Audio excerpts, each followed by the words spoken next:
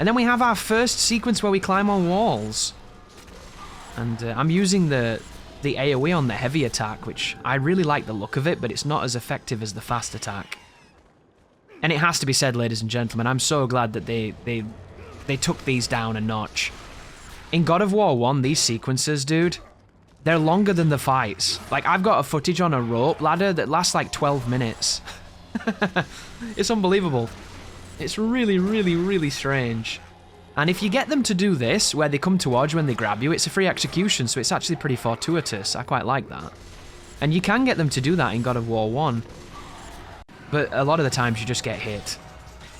And then we have the Gorgon, our first Gorgon. So the Gorgon fights a lot like the Banshee, and you really want to start using the launching with Hyperion here if you can. I don't know if in this game it's called Hyperion's Ascension or if it's just Ascension, but it's just holding triangle, guys.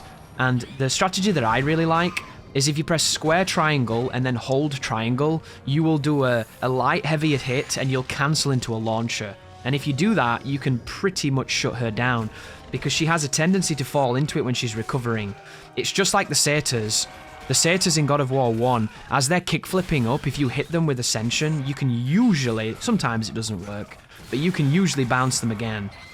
And if you do this, and if you do the Orion's Harpoon, the gaze of the other Gorgon won't affect you. And there's some interesting manipulations with the Gorgon's gaze. If you roll when it's on you, it seems to reset its timer, and it usually gives you enough time to do a Plume of Prometheus.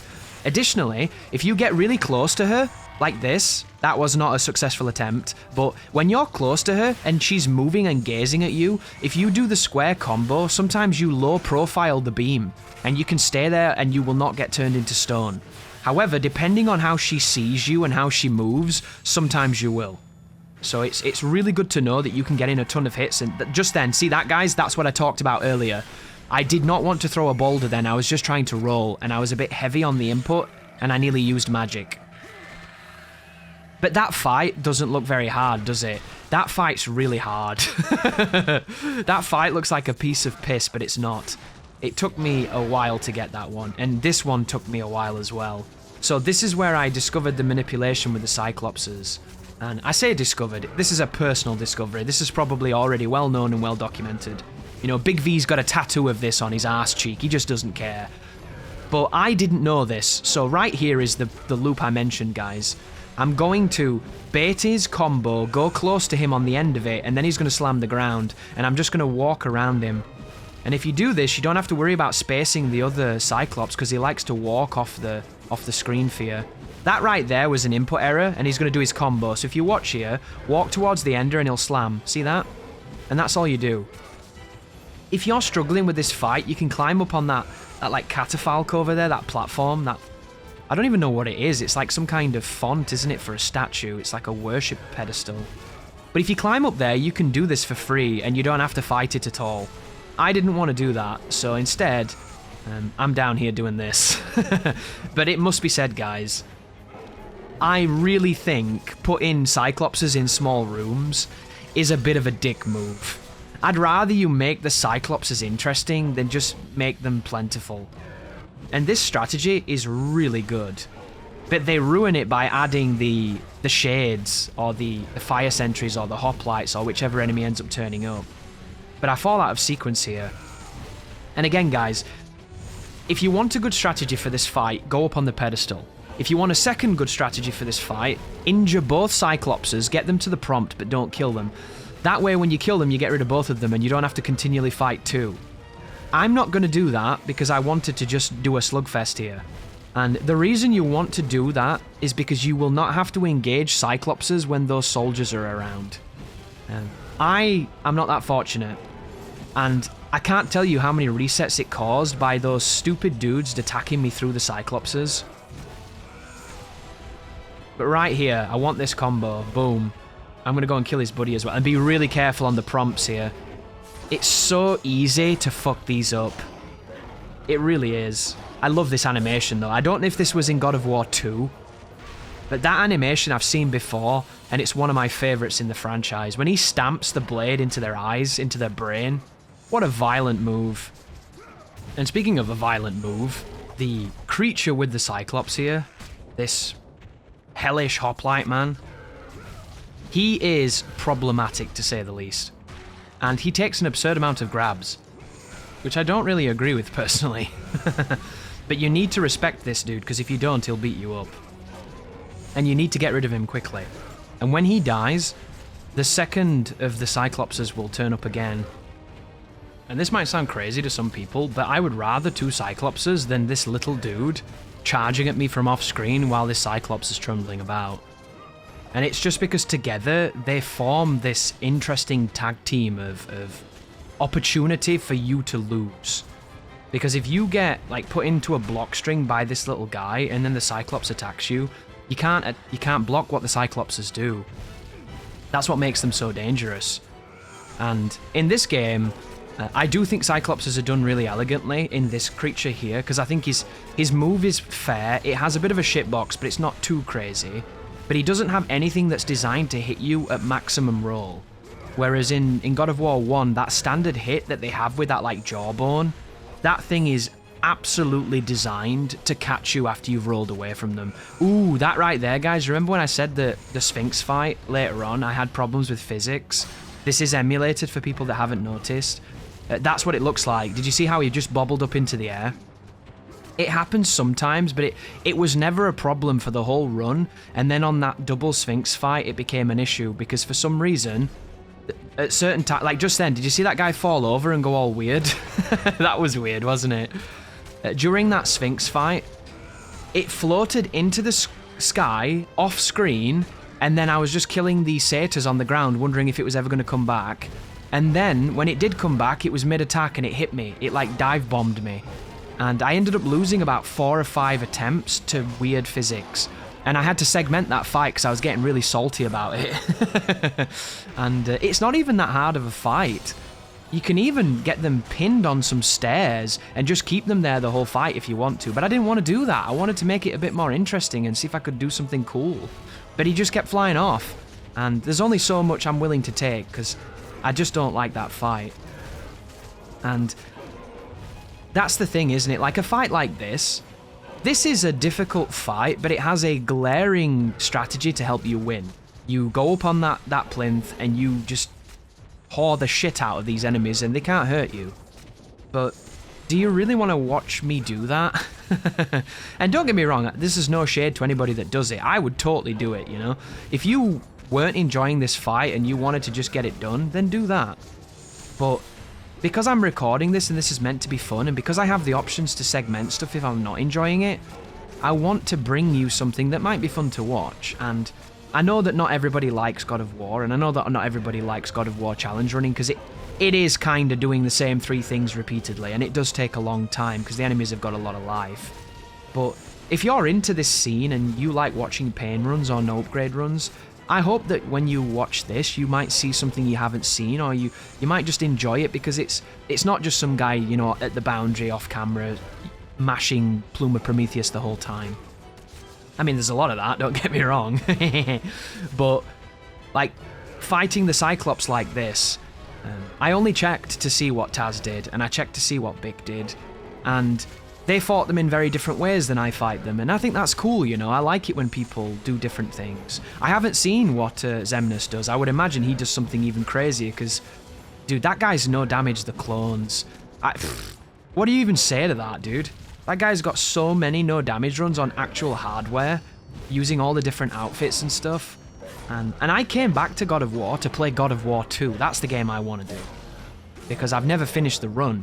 I've never done, you know, proper Pain plus God of War 2, and I know how hard that game is because it bodied me back when it came out, and I've never forgot that translator fight, you know. I've never forgot some of those fights. They haunt me, and I'm really looking forward to jumping back in there and seeing if I've got what it takes. But that guy's done all of it, you know. Unbelievably gifted player. Very, very, very good at the game. But here we have a fight against a Gorgon that's sitting behind this breakable wall. And this is kind of a weird one, this, because I think you can completely skip it if you want to, but I like fighting the Gorgons because they're cool. But she turns up there, and again, guys, if you do square triangle launch, Ascension tends to knock her up, and there's a weird thing with launching in God of War, and it's something you kind of have to feel and learn. There are certain times when it seems to work more than others, and there are certain times when it just won't work at all. But in this game, it seems like if you catch them during their recovery, you tend to knock them up. But if you play God of War 1, for instance, like the Minotaurs, if you attack Minotaurs after they've attacked and you try to launch them, you almost never will.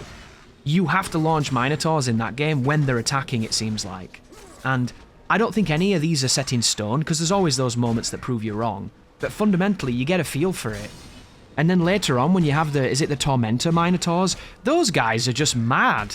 Like, there's times when you hit those with launchers like 10 times and it doesn't launch them. Like, for no reason. And then you retry the fight, and then you do it once and they get launched. It's almost like there's some kind of random number in the background that says whether or not it can happen. And I don't know if anybody knows what that's about or anything around that, but learning when to try to launch enemies in God of War seems to be one of those nuances I don't remember. Because learning how to do these fights definitely took a few attempts, and definitely you've got to kind of get that feel for it. Like this one here, I thought this was really hard, this fight, because I didn't know how to fight the Death Knights, and I thought these knights were just really bullshit. And then of course later on I fight them in an even smaller room, and that's when I truly learnt what they were like and how to fight them. But here you're taking them on with some of these young harpies, and these guys are just press square, press circle, you win. And I love this enemy because it's beautiful, but these fellas are mad annoying, and they're very fast too. And the idea is we're going to use this room to start proccing into Spirit of Hercules. And when I think I don't have the time to do it, I'm going to either augment it by rolling, or I'm going to turn it into just an adjusted plume of Prometheus. So we're going to go from plumes into spirits and see where we can get on. And one of the things you learn really quick about this enemy is that this slam he does has got a lot of range, but you can iframe it really easily. And all you really need to do with this guy is iframe the first hit, wait, and then iframe the spin. And when you first try and do it, you might get hit a little bit because you don't know the timing. But later on, the strategy I'm going to be using in the small room against these two enemies is going to use that iframe technique. And if you're not good at it, you're going to lose. And then when I looked to see, when I checked like what, Shinobia did, when I checked what Taz did, everybody parries this enemy. Everybody stands in front of him and just parries his hit and flinches him and just does combo strings, and it seems to be a really good strategy. And if you're just doing a standard run, I would probably do that. But I didn't realise, as I've mentioned in a previous video, that parrying was allowed. So I avoided it as best as I could. And I'm not going to lie, guys, I got real mad in that room coming up.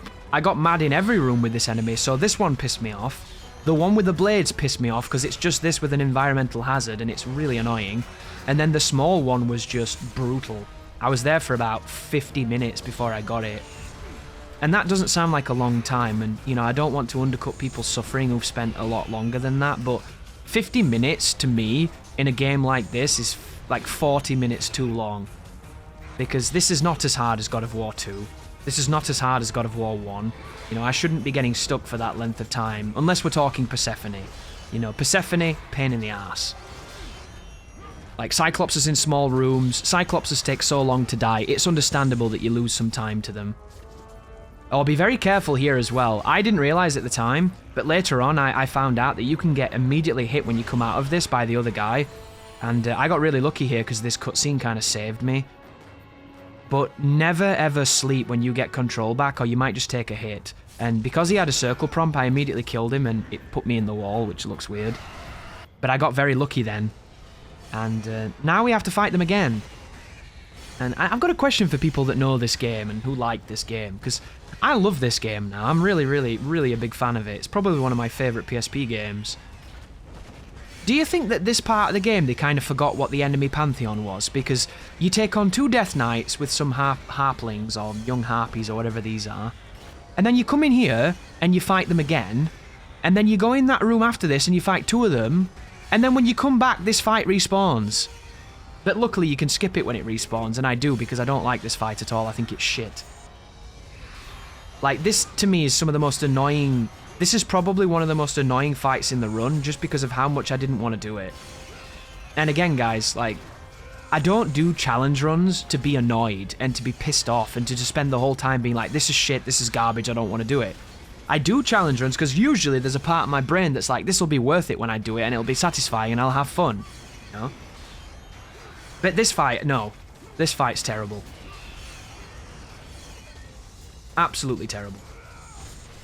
And all I'm going to do is I'm going to just keep hitting them with spirits and plumes and then spacing them and hoping that the blades can hit them. And I couldn't really tell if the blades were hurting them or what was going on. But the one upside to see a silver lining here is that the longer you spend fighting this enemy, the more comfortable you'll get with his movement and what he likes to do. Because if you're not comfortable with them, in a moment, you're going to suffer. You're going to suffer like I did. But I did learn how to fight them, which was nice. And it's the same thing that happened with the centaurs in God of War 1. The first time you're introduced to the centaurs, you have to kill, is it 8 of them in those rings? And I don't really like that fight at all. I think it's kind of shit. So I ended up segmented it on my recording run. And I just thought, I'm not having fun. I don't like this. It's not cool. And then later on, I ended up getting stuck on fights with centaurs in them anyway. So by the time I'd finished like the room later on in the maze with the centaurs and the Gorgon, and then when I finished that big gauntlet fight with all the standard legionnaires, and then you take on the bloody minotaurs turn up and the centaurs with the minotaurs, by the time I did those fights, I'd understood how the centaurs worked, and I could have gone back and done it in a proper sense. But if I'm not enjoying it, why bother, right?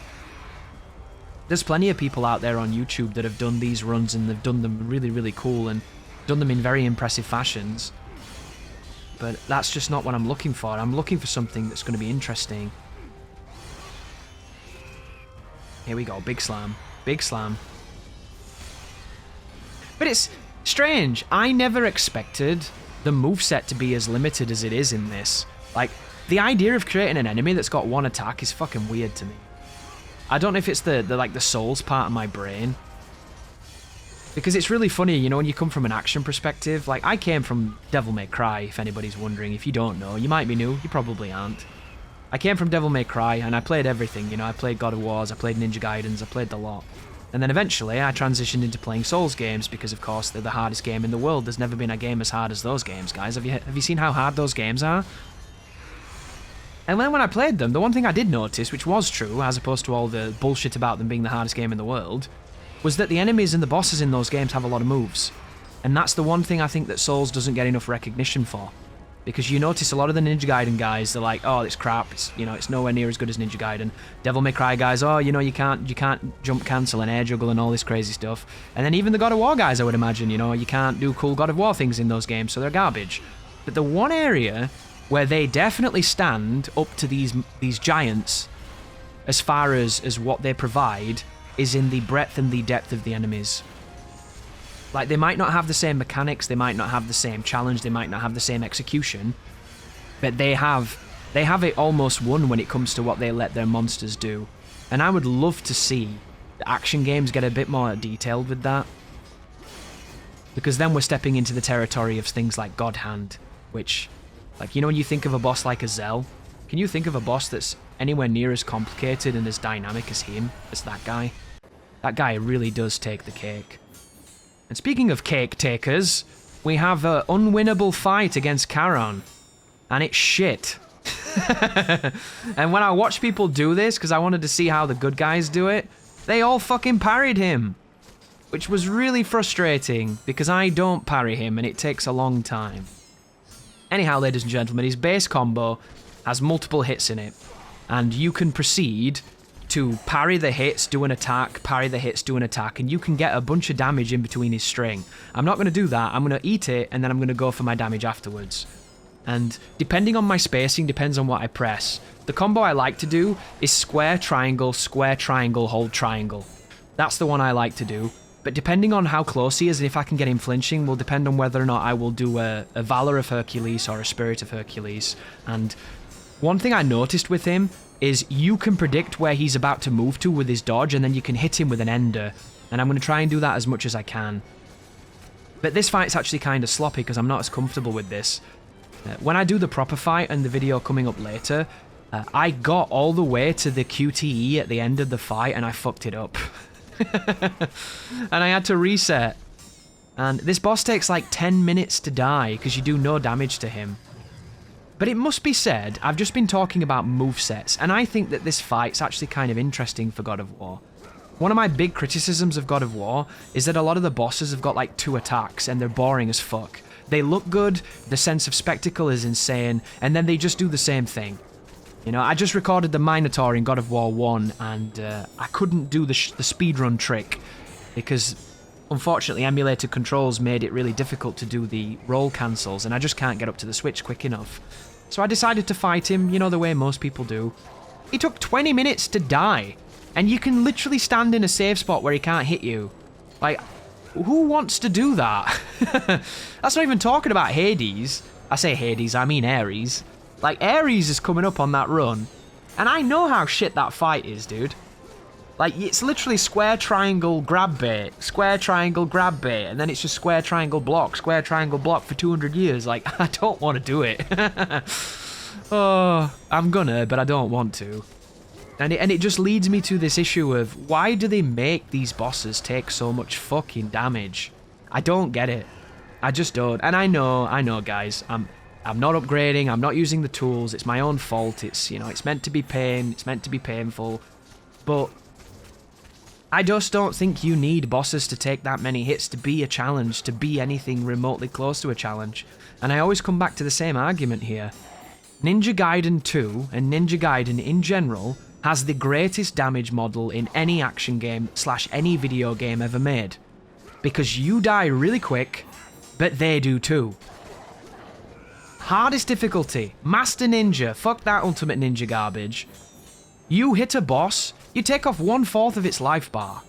That is what is the most majestic feeling in action games. Feeling like you are that capable is amazing. And then you come to God Hand and it's chip damage. Especially on a kick me sign run. Then you come to this game and you do pain, chip damage. There's nothing fun in hitting a boring boss with 2 fucking moves for an hour. And I hate to vent here, guys, because you might really like this fight. You might really like hitting things for an hour. I don't. But right here, if you reflect back those projectiles, you do a lot of damage, and it speeds this up a ton. Even on his big string here, guys, if you start using parries on the string, you can get way more damage on him.